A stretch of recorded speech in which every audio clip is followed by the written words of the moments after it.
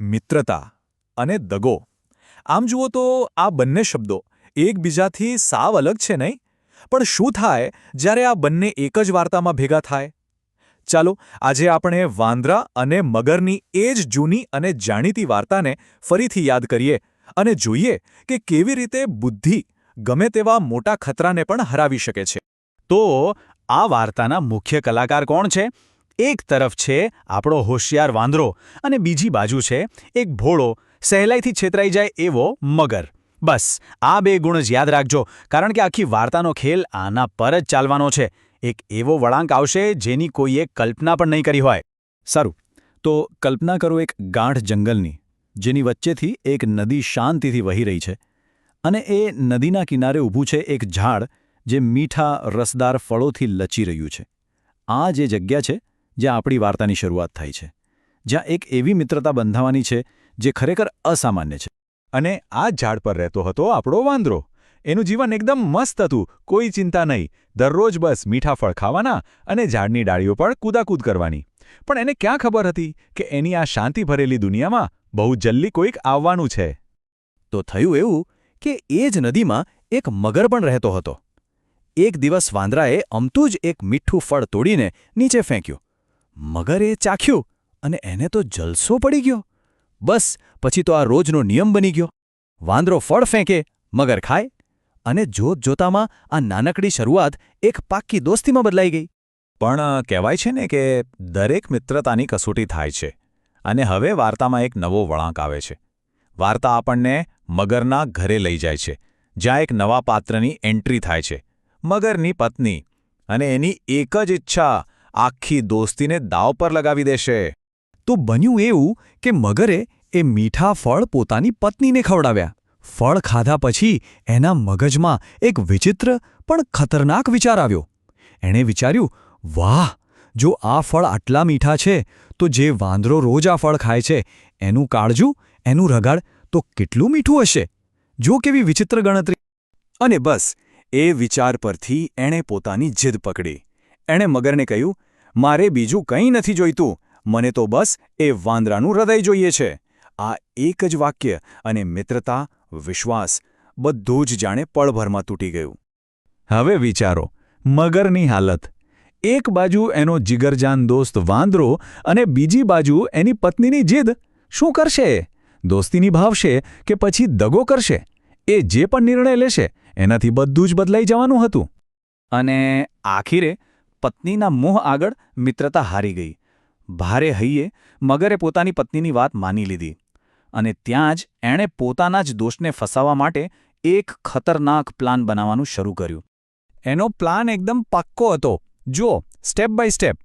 પહેલું પગલું, વાંદરાને કહેવાનું કે ચાલ આજે મારા ઘરે જમવા. બીજું પગલું, નદી પાર કરવા માટે એને પોતાની પીઠ પર બેસાડવાની ઓફર કરવાની.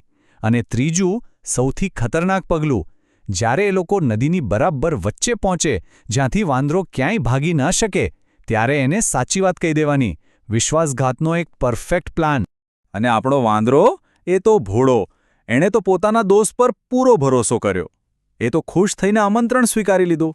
આવનારા ખતરાથી સાવ અજાણ એ તો કૂદીને મગરની પીઠ પર બેસી ગયો. અને હવે વાર્તા બરાબર એના ક્લાઇમેક્સ પર પહોંચે છે. બંને જણ નદીની વચ્ચોવચ્ચ છે. વિચારો એ દ્રશ્ય. વાંદરાની ચારે બાજુ પાણી જ પાણી છે અને નીચે છે એનો દગાબાજ દોસ્ત. બચવાનો કોઈ જ રસ્તો દેખાતો નથી. અને બસ એ જ સમયે મગર એ ભયાનક સચ્ચાઈ કહી દે છે, દોસ્ત, સાચું કહું તો મારી પત્નીને તારું હૃદય ખાવું છે. આટલું સાંભળતા જ વાંદરાના તો હોશ ઉડી ગયા. પગ નીચેથી જમીન સરકી ગઈ. વિશ્વાસ તો ક્યારનો તૂટી ગયો હતો. હવે તો જીવ પણ જોખમમાં હતો. હવે આવી ગભરાટની પળમાં કોઈ શું કરે? પણ વાંદરાનું મગજ, એ તો વીજળીની ઝડપે દોડવા લાગ્યું. એને ખબર હતી કે તાકાતથી તો મગરને નહીં હરાવી શકાય. પણ એની પાસે એક એવી વસ્તુ હતી જે મગર પાસે નહોતી. એ હતી એની બુદ્ધિ. અને તરત જ એણે એક ગજબની વાત બનાવી કાઢી. એણે કહ્યું, અરે દોસ્ત, આટલી નાની વાત તે મને પહેલાં કેમ ન કહ્યું? હું તો મારું કાળજું ઝાડ પર જ મૂકીને આવ્યો છું. ચાલ ફટાફટ પાછા ફરીએ અને હું એ લઈ આવું. આ એક એવું જૂઠ હતું જે કદાચ એનો જીવ બચાવી શકતું હતું.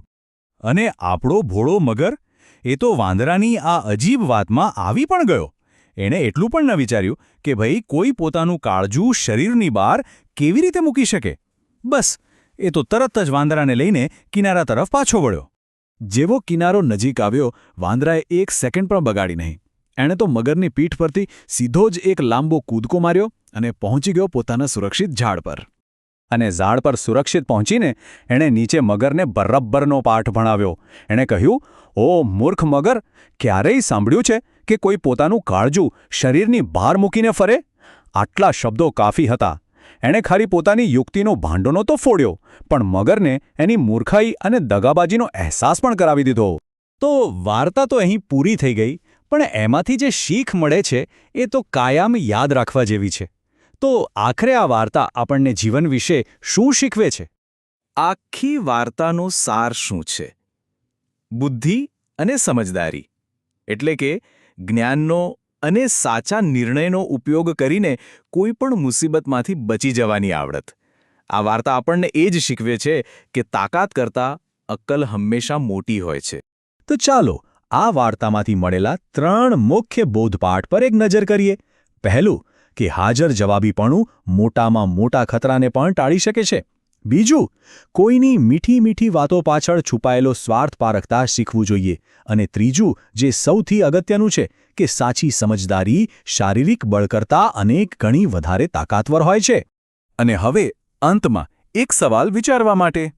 ક્યારે જીવનમાં એવો કોઈ પ્રસંગ બન્યો છે જ્યાં પૈસા, તાકાત કે બીજી કોઈ વસ્તુ કામ ના આવી હોય અને ફક્ત પોતાની બુદ્ધિ વાપરીને જ કોઈ મોટી મુશ્કેલીમાંથી બહાર નીકળ્યા હોઈએ?